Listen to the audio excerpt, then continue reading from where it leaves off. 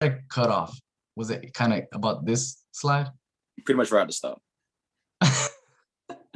Okay, cool. So basically, the to just wrap it up from this beginning slide, the biggest thing was I just want to, if you guys ever have any questions, reach out to me. And at this point, when you're a dental student, when you're planning on applying, when you guys are dentists and extremely successful, just reach out to me, and if we can be, partnering up, colleagues, and I can help you guys out, that's basically my biggest thing for me. Okay, so don't be shy, ask questions at the end, and then at any point if you have questions later, you can't think of it now, just reach out to me and I'll be super happy to ask and answer your questions. Okay, so basically I was born in the country of Ecuador, and like I was telling your e-board a second ago, our claim to fame is the Galapagos Islands. So Ecuador is right in between Colombia and Peru, and we're just basically this small little country, but we're just known for just our volcanoes, our diversity, and everything like that. And a little fun fact, we have 47 volcanoes in this tiny little country. But at the end of the day, this is what I bring it back up because it'll kind of wrap around to the reason why I joined UF and why I decided to just, pursue dentistry in general. So when I was back in FIU, obviously, we're all very familiar with our campus, and I graduated when I was 20, I think I was in 2016 when I graduated at FIU. And the things that I did there, so I was part of the e-board. I actually was the marketing director at our pre-dental society here. I did research with the medical school. I was with Dr. Mathi's lab just doing biomedical research, and I feel like that really helped me out. I never pursued research itself as far as following like a DMD PhD course, which I don't know if you guys have ever heard of it, but there's two ways to get your dental school completely paid for. One way is obviously going to the Air Force, the Navy, or the Army, and then that, as you guys probably know, is like year per year. You go to school for 4 years, and then you actually go to the Army, Navy, or the Air Force for 5 years. So what they tell you is so the recruiters will always tell you it's year per year. So you think it's like 4 years dental school, 4 years of the armed forces. But then what they don't tell you is that you are almost forced slash suggested to apply for like a GPR, like an AAGD after. And they say like, you just have to apply. You don't have to actually go to one, but they have so many openings that you're almost guaranteed a spot. So really your dental school gets paid in about 5 years. The other way of getting your school paid for is if you do like a research track. So then you would graduate with both a DMD and a PhD. Normally, this will take about another 3 years. So if you guys go to and then try to go to any dental school that has a DMD PhD program, in about 7 years, you finish dental school with a DMD and a PhD and completely debt free. So ideally, I was trying to maybe like pursue this route, but then I realized that just research wasn't really my thing, and I wanted to be more clinically oriented, more hands-on. And then so when I actually applied and got into school, I never really pursued research. But it's still at the end, I think if you guys plan on maybe making yourself stand out in any application, what you do is you have the community service section, you have the GPA section, DAT section. So as long as you even go to any lab or you guys go to just community service, you want to make sure that everything is filled out.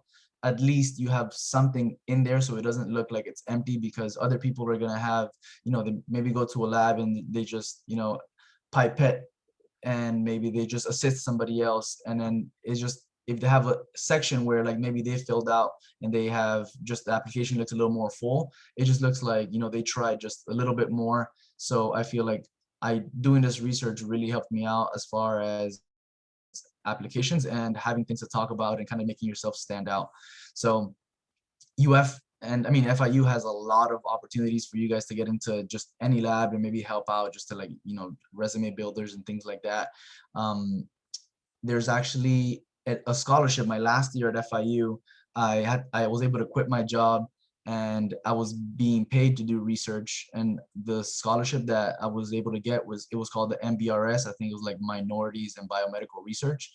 So they try to help people to, pursue a research track, and that was my incentive. So, but that was my initial initiative. So I was trying to do that at first, and then I was able to get the scholarship that paid me enough for me to quit my job. So that was pretty good. And then as far as resume builder, it also helped me as well there. So after that, after I graduated in 2016, then I moved over to basically when I was like at the same time I was working. So going back to what I was doing, I was installing security systems. I was doing security systems installations in Miami and in Seattle. So I'm a little bit older, and I feel like just having a little bit of work experience does help you out, because people will realize that the biggest thing that the interviewers will realize that the biggest thing with going to dental school is more like just being mature, being able to handle like a heavy load. Okay.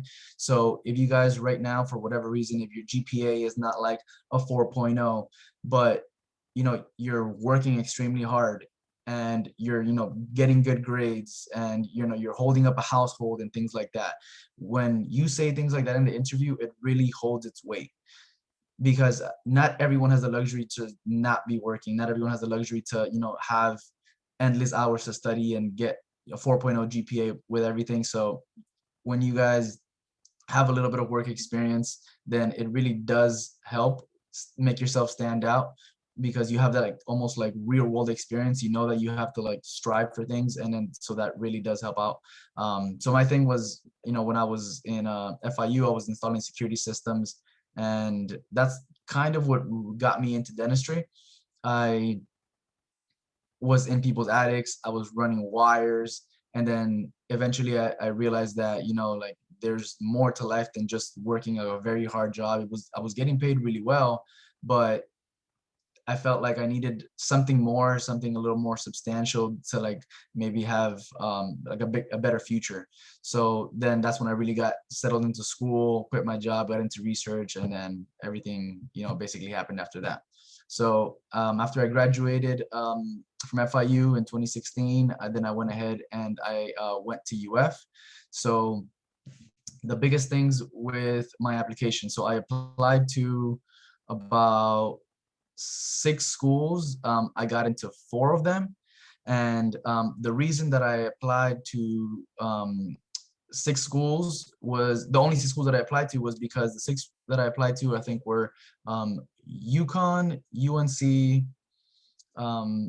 and I applied to, I think, I applied to UPenn, to UF, and I think the biggest reasons why I applied to those was because those schools had the in-state, out-of-state switch.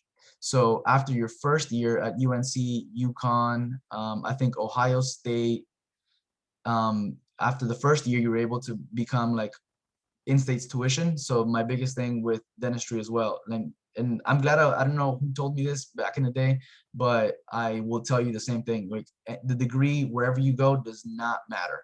So the biggest thing is that, you can make any good program, you can make it like trash, or you can make any program that's like not so good, you can make it the best. It all relies 1000% on your efforts and what you make of your education.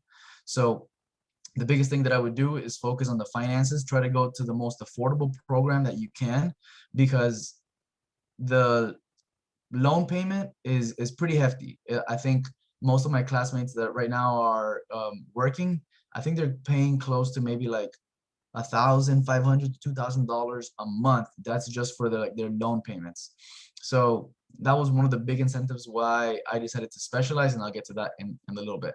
But yeah, so UNC was a good one if you guys are thinking about finances, and their program is extremely good. And UPenn, the reason I applied to that one is because they actually offer a lot of scholarships. So I think, given $80,000 scholarship from UPenn, and at the end of the day, UPenn is still extremely expensive. I think it's like top 2 most expensive program in the nation. So even with their scholarship, UF was still cheaper for me. So then I felt like UF, being in Florida and it still being more affordable, was just a better option within itself. And let's see. So the biggest reasons why I applied to UF. So, and then why I chose UF, one being finances, and two being the fact that it was in Florida. So as you guys will come to see, the biggest things with dentistry is obviously your abilities to, deal with people, treat people, and then treat people fairly. And after that, the second one is about networking with your colleagues. So if you are planning to stay in Florida, your family's here in Florida, and your connection is going to be in Florida, it's, great for you to go to a Florida school. Why? Because while you're in dental school, you could be building those connections, whether it's with like the legislative part of dentistry and then going to Tallahassee and advocating for dentistry, or whether it's just, finding the right job right away. If you're planning on being here, you have 4 years to build those connections. So that was really my thought process why I wanted to stay in Florida, because overall my long term I wanted to be here. So I felt like UF had, one, the price, had the fact that it was here in Florida, and overall compared to a lot of schools, it had a lot of community service opportunities. So this is a picture of me and a couple of my mission trips that I was in. The left in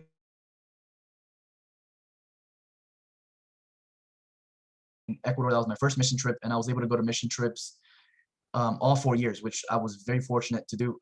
Not everyone gets to go on mission trips. They go, I think, maybe once a year each mission trip, and they only take about 20 students, and these are 20 students from all 4 classes. So in UF there's 400 students, so they take 20 out of 400 every year, and there is, I believe, 5 mission trips that leave out of UF every year.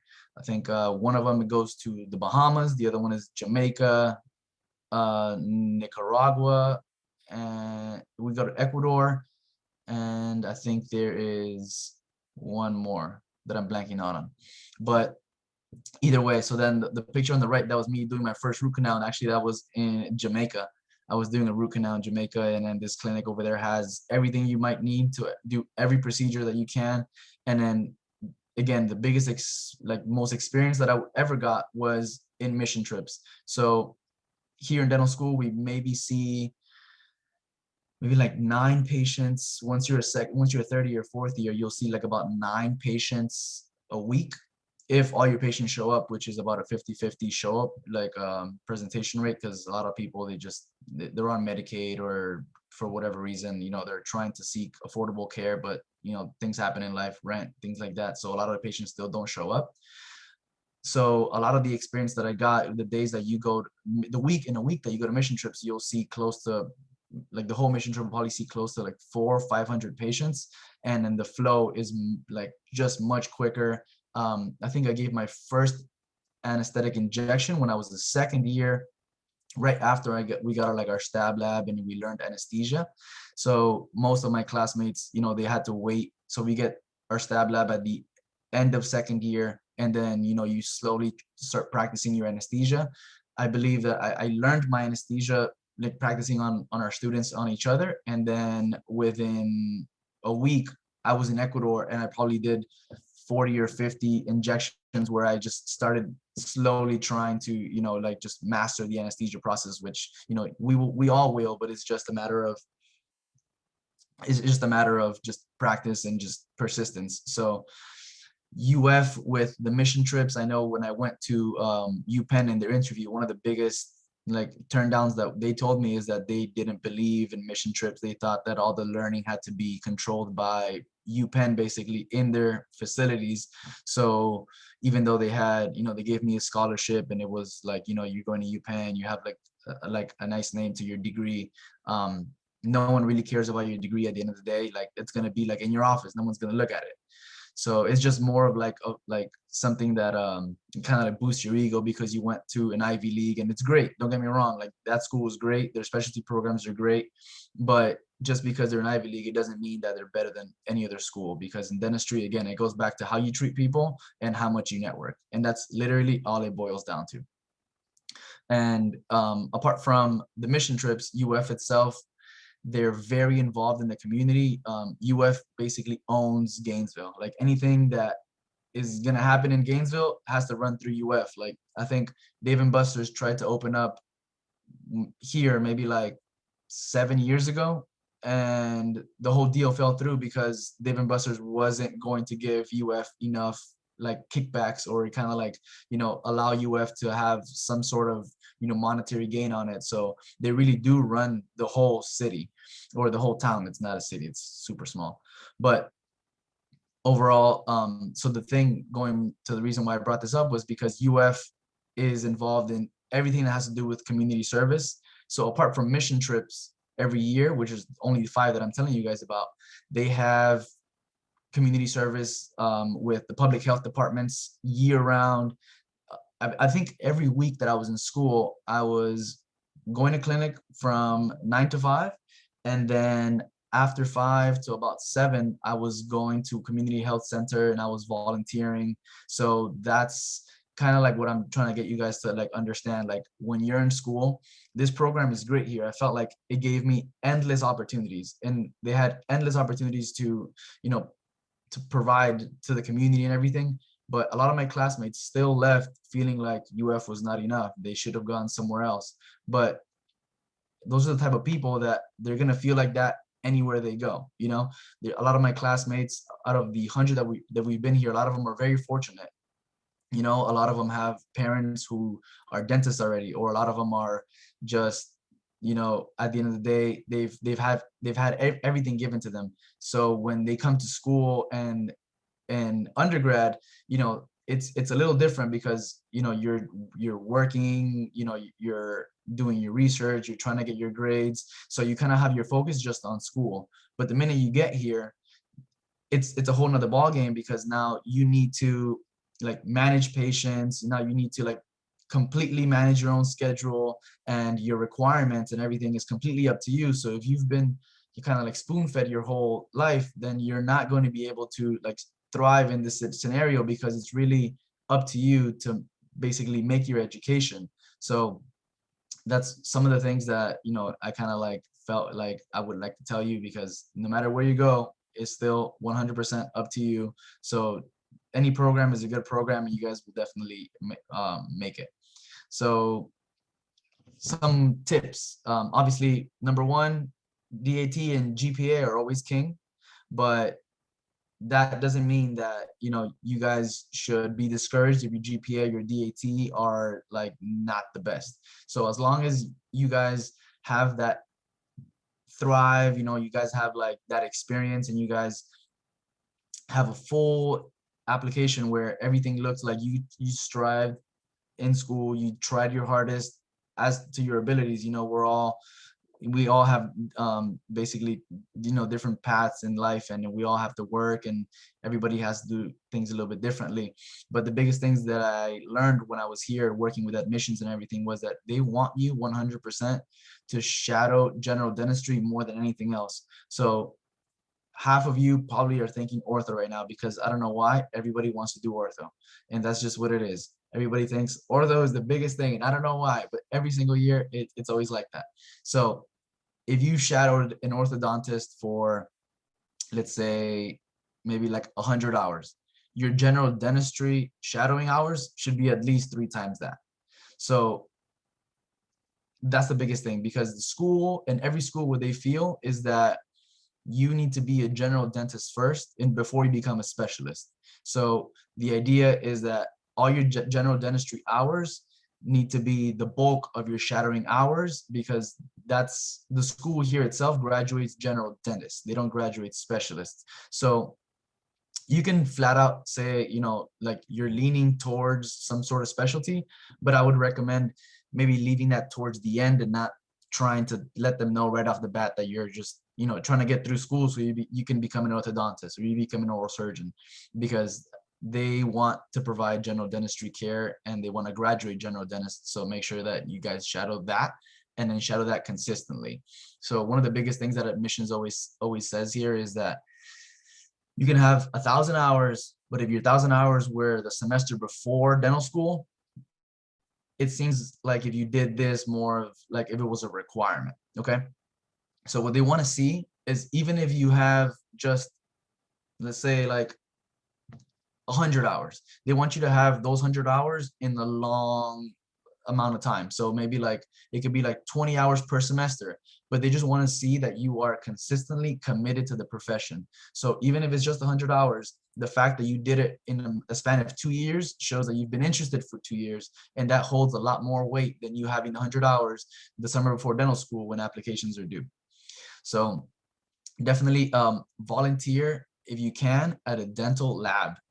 Obviously COVID pending, people are not, allowing a lot of people in, but if you can, what I did is I just pulled up Google search, put my zip code, put dental labs, and I drove up to every dental lab and I asked them, hey, do you guys mind if like I shadow you? Do you guys mind if I just come once a week? And I ended up finding a dental lab on my house that I went to, I think every other Saturday, the year before I started dental school. And they helped me wax teeth. They taught me basically just like the basic things of like how to pour stone. And once you're in second year, once you finish most of your didactics, you'll start working, you'll start doing a lot of your own lab work. So I felt like, to me, that put me like a step ahead than everybody else, because when people were just trying to get, just the idea of mixing their stone and like pouring their stone to make their casts and things like that, when you're doing like dentures and you're making molds for your crowns, to me that was something that I had already seen, so it didn't really like catch me off guard. So one of the biggest things with dentistry too, it all goes to personality, is just managing your time and then trying to prevent like surprises and managing your anxiety and things like that. So just being involved and kind of being aware of these things ahead of time are definitely going to help you out during school. So if you guys can, try to shadow at a lab, try to get them to teach you some of these things. So I think the first things you do in every school is usually wax. So if you can start waxing some teeth ahead of time, that'll really help you out as far as learning teeth and learning how to manage things in general. So for the interview, the biggest things, again, going back to just owning your situation. You guys need to 100% be yourself, because what they're looking for is genuine people that are willing to put all their efforts in and willing to basically manage their time enough that you could succeed in dental school. So dental school, I feel like school itself is not harder than undergrad. Like we take biochem here first semester too. Biochem here in dental school is easier than the biochem you're going to be taking at FIU. And the anatomy that we take here is easier than the anatomy that you guys take at FIU. The only reason that dentistry gets hard is because you're going to be taking maybe like close to 21 credits. So the actual school itself is easier, but it all comes down to time management. And again, going back to networking. So even though, yes, you want to strive to be that like 4.0 student, you want to be the best in dental school, you cannot forget that you need to network with your classmates. You need to make friends. You need to be able to go out and because dental school is very stressful, you want to have fun. You want to go somewhere where you are going to feel like welcome. That's why when you apply, the biggest things that I always thought of was like, where do I want to live? And do I see myself here for 4 years? To me, one of the biggest things, I didn't want to be in the cold, like a flight away from my family. So being in Florida, a drive away from my family, that was the best thing that I could ever ask for, because I'm going to the great school and I could just drive back to Miami and go to my family. But every year, no matter what it was, if I had an exam the week after or something, I would just make sure that I would study hard during the week so I can go out with my classmates and network with my classmates, because at the end of the day, we're all going to be colleagues together. And if you are just a person that's not going to go out, you're not going to get the most out of the whole networking aspect of dentistry. So definitely, be the 4.0 student, strive for that, but don't forget about networking, about going out. Okay. So in the interview, I think one of the biggest things that helped me out was in UF here, we have, I think it's a 3-on-1 interview. I had 3 faculties and then it was me on the other side. So when you're there, the biggest thing that I told myself was like, they're not interviewing me, I'm interviewing them. Okay. Like you're trying to see if this program is going to be a good fit for you, just the way that they're trying to see if you're going to be a good fit for your program, for their program, right? So the idea is that when you go in there, you just 100% have to be yourself, know your application. Like, like if you just wrote it the night before, go ahead and review it completely. And then the idea is when you go in there, don't, like when I say by don't let them interview you, you interview them, is that it's more of like a conversation. Like, don't wait for them to like ask you questions, you know what I mean? So like, so one scenario that I had was that, say somebody asked me a question about my why I took a gap year or something, you know? So then I I answered that person, and then somebody else asked me another question, and I went back to the other person, and then halfway through I remembered something from the first question. So before they even had a chance to ask me a third question, I was like, actually, give me a second. So like, going back to your question over here, so the other reason why I took a gap year was, and I told them what it was. So then it was like, I wasn't waiting for them to ask me questions, you know, I was like answering multiple questions, like if we were just having like a dialogue. And then that just shows that, you know, you'd be able to talk to a patient, you'd be able to talk to a faculty, you'd be able to just hold your own in a conversation.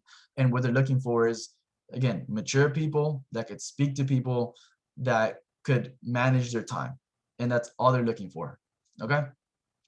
So let me see what I have here. Okay, so as far as what specialties, so one of the biggest things that you want to choose in a program, the reason why I chose UF2 was because they have every specialty here. So if you want to go to ortho, like everybody else, you can just go down to the ortho department, you can shadow the ortho department, you can really see if ortho is for you. So I was in between oral surgery and endodontics. And then let me backtrack a little bit. First, before you even decide if you want to specialize, you have to think about yourself deep down and see what type of person you are. So something that, you know, somebody told me very early on was like, if you are like the person who wants to build relationships with patients. So when you guys think of your general dentist, they know your mom, they know your grandma, they know the kids, they know like the grandkids. And then that's something that general dentistry brings, that not that you won't get with any other specialty, or with specialties in general, because usually the general dentist will send you a patient, then the patient goes back to the general dentist, and you'll never see that patient again. You'll never meet their family. So if you are about building bonds with people, and you kind of want to have that interaction with people, that day to day, where like, you know, you meet their grandma, and then you know, all of a sudden people have kids and you're involved in that, then general dentistry is for you.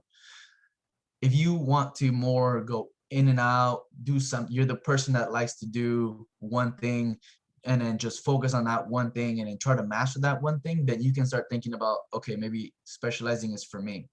So I was in between oral surgery and endodontics, which is just basically doing root canals day in, day out. And the good thing with UF, or again, the program that you choose, if they have all the specialties there, the best thing you can do is, after your second year, after you kind of already managed to get like a pretty good GPA, now you can almost like cruise through school, you start going to these residency programs downstairs, usually in the first floor of your departments, and you shadow.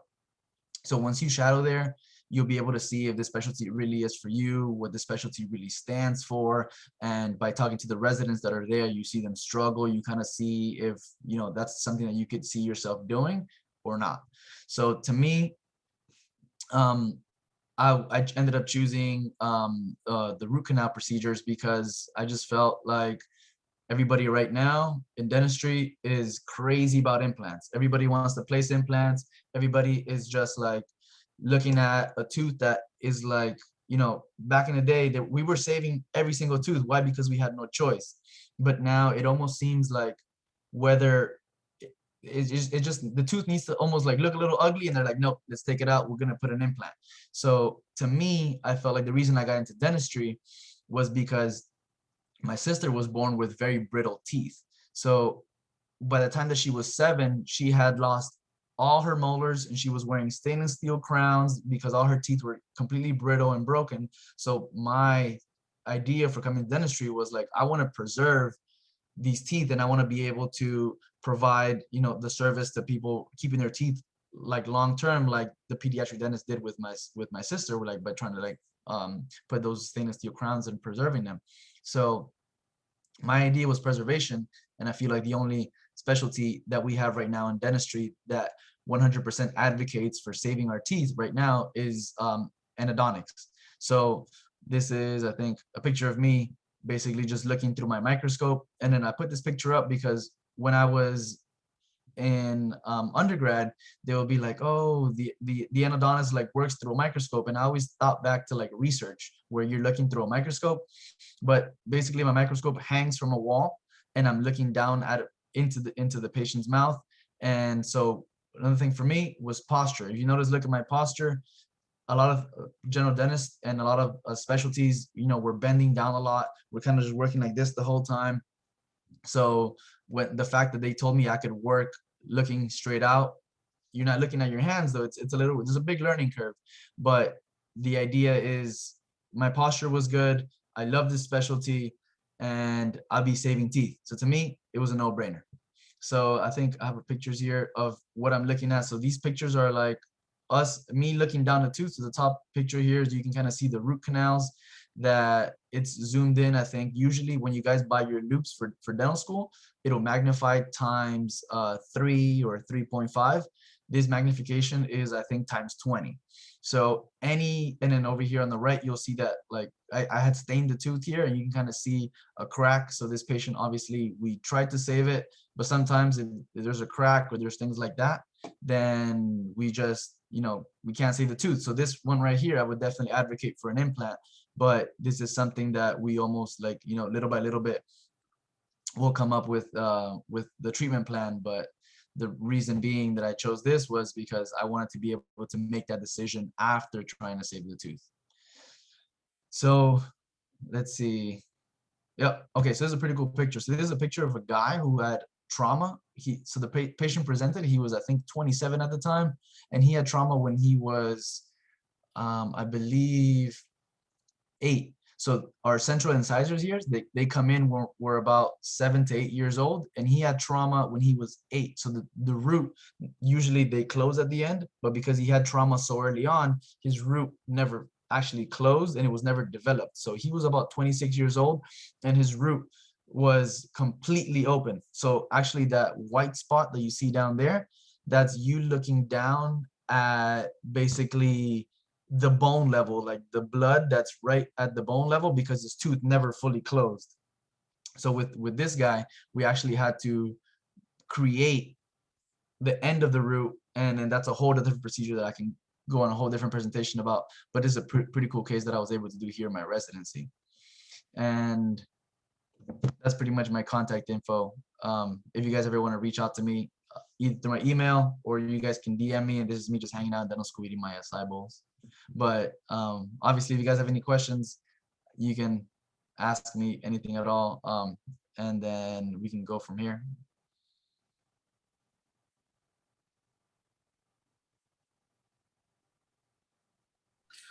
Thank you very much, Dr. Obando, for this presentation. I guess now we can open the floor for questions. I guess I'll kind of get the ball rolling.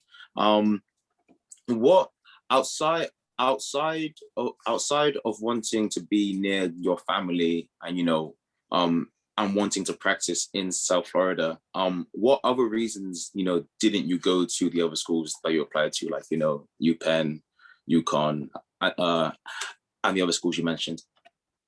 So the biggest thing, so UConn, the reason I didn't go there, I think that one was because of distance.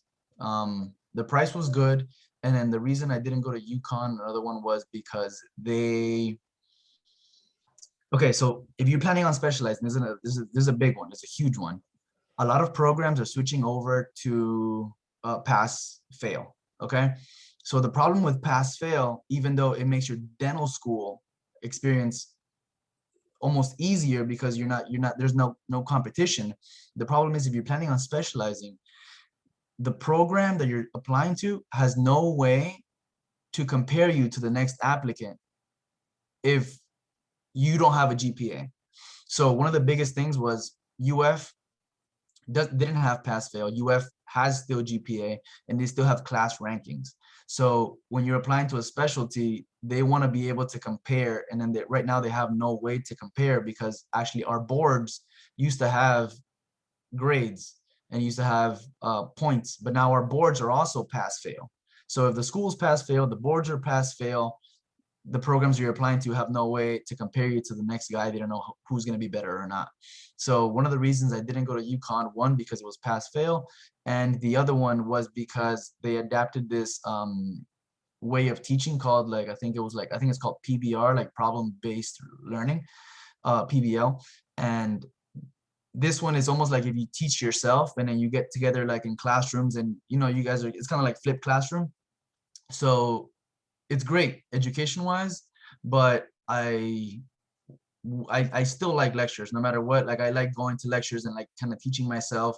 So I felt like PBL was not for me, but don't get me wrong, it works. But if you could go to a program that has PBL and still has GPAs, I think that would definitely benefit you guys overall, if you guys are planning on specializing or not, or even if you're trying to do AGDs or GPRs after you guys finish dental school, which I would highly recommend going to a good program. Just don't go to any GPR or AGD if you're sticking general dentistry just because you want to do extra training. Just make sure it's a really good one, and they also would have to grade you based on GPAs if you're planning on doing that.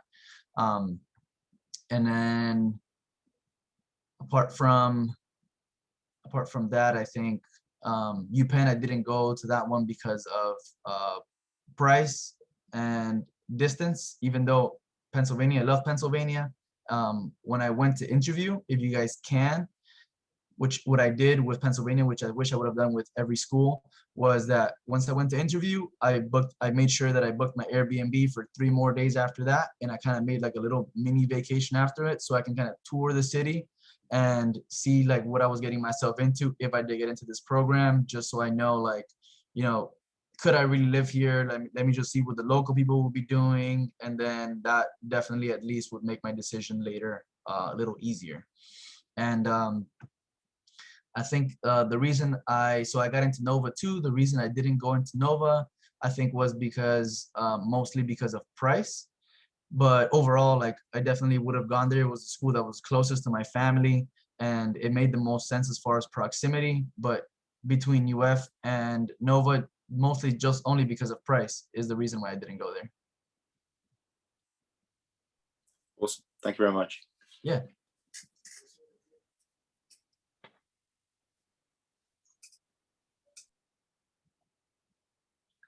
Are you guys all, most of you guys all applying this cycle, or are you guys like 1 year out? Are you guys taking gap years? I'm applying the cycle. I know most of our e-board is applying the cycle. Pretty much everyone's applying the cycle, if not starting this fall semester. Okay, cool. So the biggest thing also with applying is, if you guys can, they are not picky in the beginning. So if you feel like for whatever reason, you might just not have the GPA or like the DAT, things like that, get your application in super early, and then get your interview, and then show them your personality. Show them who you are, and that definitely will get you in. Later, once the first round of applications go through, they start getting very picky. They start getting, because a lot of people who have like 4.0s and then 29 DATs, they feel like they could apply at any time, things like that. So they're waiting for those people because they're almost like, like just trying to pick the best of the best of whatever is left. But in the beginning, they'll choose people that are more personable, might not have all the grades, might not have all that. But at the end of the day, I'm telling you, that does not matter at all. Like, some of the best dentists that I know were not number one in my class here. We're not number one in their class in undergrad. And it all boils down to personality and how much you care. So definitely apply early. And if you guys can, get your application in. And if you need to retake your DAT, or if all you're missing is your DAT, make sure your application is completely in. And call the admissions, tell them like, hey, can I fax you guys a copy of my unofficial DAT? And then just go ahead and get that ball rolling. If for whatever reason you do get waitlisted at any program and that program is your number one choice, just don't stop bugging them. Call admissions every other week and tell them like, hey, how's it going? Just following up. I've been shadowing a little bit more. I just want you to let you guys know I'm very interested in your program still. This is my #1 choice. I have one of my friends, one of my best friends, he was waitlisted and he applied, I think 3 times. And in his 3rd time, he was just, he was like, you know what, I'm gonna get into UF. This is like my dream program. He went to UF here for undergrad. And the reason he got in, mostly because he was just so persistent. He almost every week they would like see his number, they'd be like, hey Rodrigo, how's it going? Like they would knew exactly who he was because he was just so persistent about it. So just because you get waitlisted does not mean that the battle is over. It's still 100% up to you. But if you apply early, I'm telling you, you're gonna have way better odds than if you apply late. Let me read this one real quick and then the chat real quick.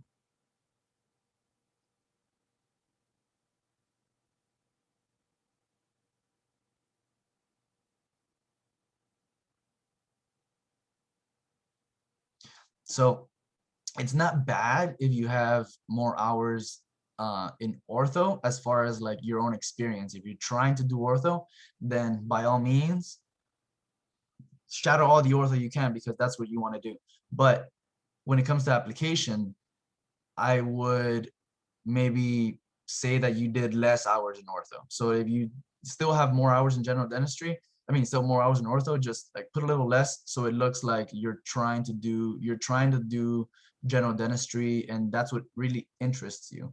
I don't think that they would like frown upon it if you just submit the fact that you have more ortho hours, but at the end of the day, they're going to tell you that the school graduates general dentists, and they're going to ask you why you want to go to this school that is planning to make you a general dentist if you've been shadowing ortho for so long. So the idea is please them at first, and then later you can do whatever you want.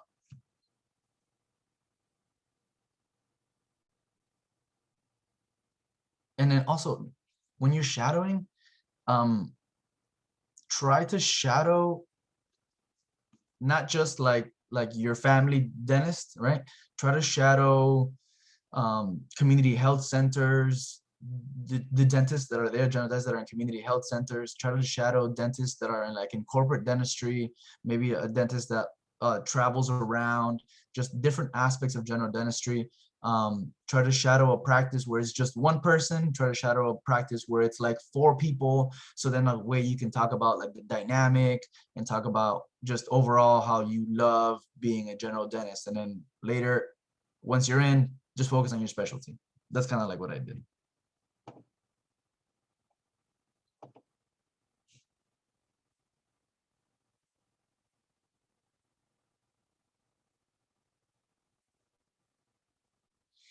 So obviously they are completely understanding of the fact that we were mid through like COVID and all this is happening. Like it sucks. I didn't get a graduation, you know what I mean? Like I didn't get to walk for my dental school graduation, which sucked. But this is something that we're all kind of having to adapt to. And yeah, if you didn't get all the shadowing hours, the idea is you're going to tell them this is kind of what happened. But if you can, and if you have someone who would say that you shadowed like long term, or you have someone that you can basically like, I think my dentist, that I asked him for a letter, he was so cool about it that I asked him for a letter and he was just like, write the letter that you want, and then I'll put it in my letterhead and I'll sign it. And I was like, are you kidding me? And then I asked for another letter. They were like, yeah, just write the letter and I put it in my letterhead and I'll sign it. And I was like, what in the world? So then, and when I went to my dentist and I asked him, I was like, I think I had shadowed with him like 90, like 2 hours or something. And I was like, do you mind if I make it like 105? And he was like, yeah, man, like, I don't care. Like, just do whatever you want. So if you have someone that like definitely would help you out with making it seem like if you guys shadowed like more long term, that would help as far as your applications. I'm not saying to flat out lie, say you never shadowed. Why? Because if you never shadowed and you say that you did, they're going to ask you things like, what's your favorite procedure, and describe it. So you better know something about procedures because they're going to ask you things like that. And they'll ask you just stupid little things that will make it seem like, obviously you didn't shadow. So, bumping it up from like 92 to 105 hours to me didn't like, I wouldn't have gotten any more in those extra couple hours, but it definitely does help when it makes it seem like, you've been shadowing for longer. But I don't think they're going to dock you because of the volunteering and because of the shadowing, because obviously the whole pandemic happened. But as long as you could say that, you've been interested for a long term, and before the pandemic you tried your best and you shadowed there before the pandemic, then it's going to show that, you kind of have like this consistent trend of being interested in dentistry. I have a question about the letters. Yeah, So I actually like I've shadowed a lot in general dentistry, a cool. lot actually. But I've also shadowed endo a lot. And I feel like, yeah, but a lot less, like nothing crazy. Okay. Um, but I feel like I built a much closer bond with the endodontist. So do you think it would be like that bad of an idea to ask him for a letter? I feel like he would be able to write me a stronger letter than if I were to ask the general dentist. Both would be good, but I think the other one would be better. Yeah. So um I don't think it's bad. I think overall, a good letter, whether it comes from a general dentist or an endodontist or any specialty, like you want to have, the strongest letter that talks about your commitment. So these letters that you're getting should talk about, you being on time, you being very like eager to learn, you asking questions, and that kind of let them know what type of personality you have. So the stronger letter, the better. And I don't think it's a problem that would be from the endodontist or from any specialty in general. But when it comes to your interests, so when you're basically in the interviews talking about what you feel like you want to do, just say it's okay to say you had a better bond with the endodontist, because it goes back to personality. Maybe the endodontist had a better personality and you guys just clicked a little better. But the fact that you saw endo and like say you saw other specialties, just kind of like you could say something like, it opened my eyes to you know how complex dentistry could actually be. And then how I was able to treat some cases one way, and how I was able to work with my colleagues. And then you basically tell them like, like, we're trying our best to deliver the best care for our patients, but sometimes it made me realize that some of these cases might be out of hand for the general dentist, and then they would have to refer and work together. And we work together as a team and things like that. So like shadowing the specialist is not bad. It's just more of a, when they ask you, what do you want to do, you almost have to say, I want to be a general dentist, and then later you focus on what you want to do. But it's fine, stronger letter is better, so I would just stick with that. It's not bad at all. well, thank you. Yep. I have a question. Yep. What are your thoughts on pediatrics for specialty? So pediatrics, okay. um Everyone tells me I'm great with kids, and they've always told me like, man, you should really just focus your endo practice on like pediatric, like endo. And don't get me wrong, I love pediatrics, I love kids. The biggest thing that I've learned with pediatrics though is that you're not really dealing with the kids, you're almost dealing with the parents. Okay. So, and the parents are horrible, the parents are always bad. For whatever reason, you either have like the helicopter parent that just wants to like almost dictate treatment, or you have the parent who is just completely neglectful of their kid, and then you almost want to strangle them because like you're letting this happen and they don't care, and you're investing all your time.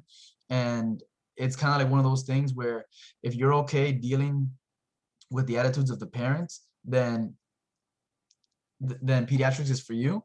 Um, a lot of the pediatrics cases that we see here are, they're going to be more of the complex cases, the kids that are mentally challenged, or the kids that are going to be just like they throw tantrums, or they're just high anxiety. So a lot of the pediatric dentists, they're doing mostly like sedation cases. So they'll put the kids either to sleep with IV sedation, or they'll put the kids to sleep with maybe like just meds or just like laughing gas, things like that. But they're the ones that are going to be dealing with the harder cases when it comes to pediatrics. The dentistry itself in pediatrics is extremely easy. you are not doing hard dentistry. If you want to do easy dentistry, pediatrics is definitely for you, but it's more about patient management and dealing with the parents. So, and pediatrics gets paid really well.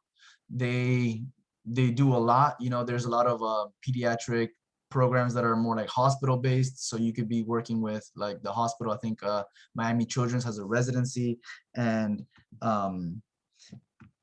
they also have a lot of programs. I think here in UF we have a program. They have a program also in Naples, and it's great as far as dentistry wise. But it just wasn't for me because I just didn't want to like be strangling parents and like be going into prison for that. So Thank you. yeah.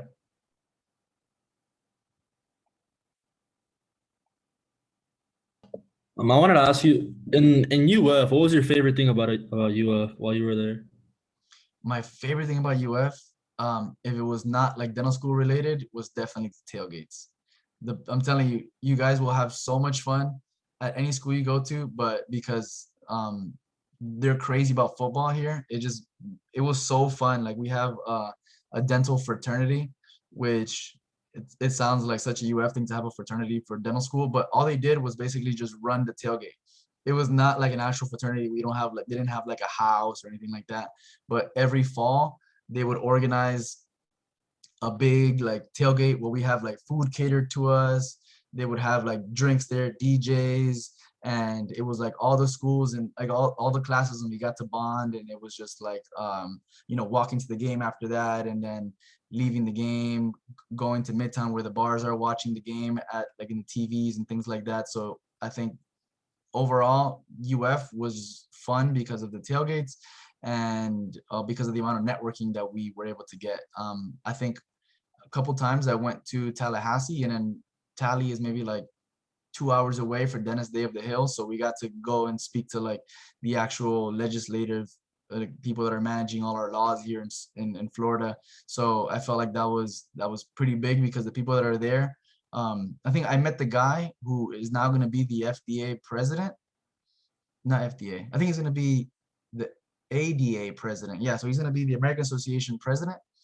And I met him like randomly in Tallahassee like 2 years ago, and I didn't know this guy was going to be the president. I don't know how big he was, but now he has me on Facebook. He says congrats when I graduate, things like that, and I'm like, holy crap! Like I met this guy casually, you know what I mean? So those opportunities I felt like was huge with UF, and at least being in Florida in general. Wow.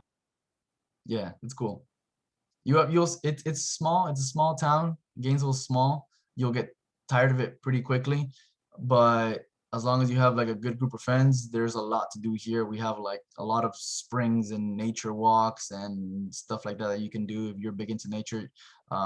Then Gainesville is pretty cool. Just the pollen here, like I didn't experience allergies until I moved to Gainesville. I didn't know what allergies were, but now my car is coated in like a thick coat of yellow year round, and I live like taking Claritin D like every morning. It's horrible. The allergies are horrible, but Gainesville itself is pretty fun though. Oh yeah, I really like UF. I mean, I lived in Boston when I was little for a little, and like when I've gone a couple of times. It reminds me a lot about Boston, so it's like it is my dream school, but I'm really excited. Hopefully, if everything works out, I go there. Yeah, no, it'll be cool. I mean, honestly, like I think from FIU, I don't know why they choose people from Miami. Like I feel like why Miami? I guess maybe it's a big city, but I think maybe a third of my class was from Miami, and a huge chunk were from FIU. They take a lot of FIU students. That's pretty cool.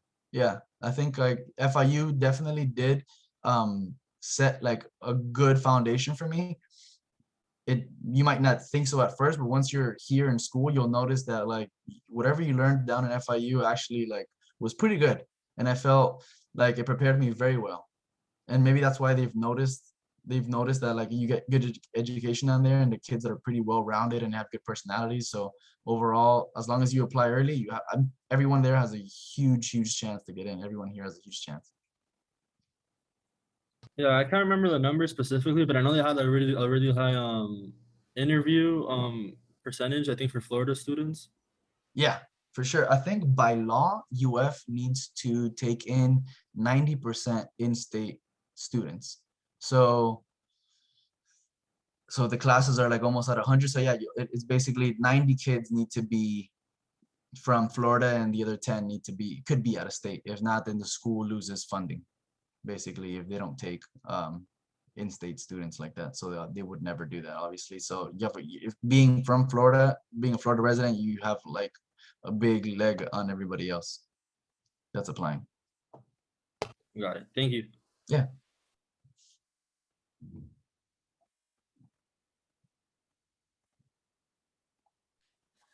I think because of time, since right now it's been about an hour. I don't know if anyone else has any questions. If they do, please speak up.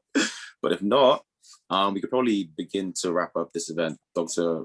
Ricardo or Dr. Obando, whichever name you prefer. No, you can cover Ricardo. You can cover Ricardo. It is okay. Yeah. Thanks so much for this evening. It was amazing, and really just hearing your path, through